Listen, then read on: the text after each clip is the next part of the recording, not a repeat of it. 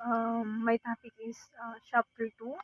It's about the body's gender ideas, interaction, institution by Lisa Wade and Marks Ferry 2019. So this chapter delved into the complex relationship between sex, gender, and biology. The chapter challenges the notion of a rigid gender binary and explores how societal expectation and cultural influences shape our understanding of sex differences. So this highlighting how our perception are shaped by the expectation and influence around us. The chapter emphasized that the gender binary, a system with two and only two distinct genders, is a social construct, not a biological reality.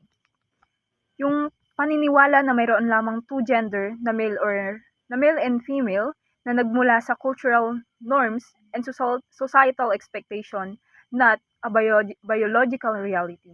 So it means na yung categories ng babae at lalaki are not fixed or inheritant, but are rather created and maintained by social norms, beliefs, and practices.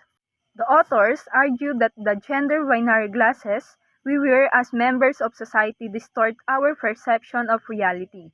These glasses cause us to categorize everything we see into masculine and feminine categories, exaggerating biological differences and overlooking the diversity of human expectation. So sinasabi dito ng authors na nakikita natin ang mundo through a lens that forces us to see everything as either masculine or feminine.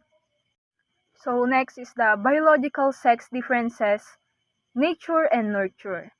While acknowledging that biological sex differences exist, the chapter emphasized that these differences are often exaggerated and misinterpreted. The authors present that the gender similarities hypothesis, which suggests that men and women are far more similar than they are different. Yung chapter na ito, nire-recognize niya na merong biological differences between sexes, such as physical attributes and reproductive function. However, it argues that these differences are frequently exaggerated and misunderstood. So, hina-highlight nito yung substantial similarities between genders.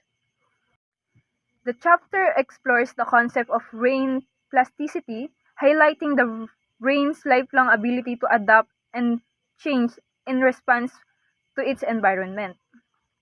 Ibig sabihin, yung experiences natin and interaction dito sa mundo shape our brains, yung utak natin, and influencing our cognitive abilities and behaviors. The importance of intersectionality.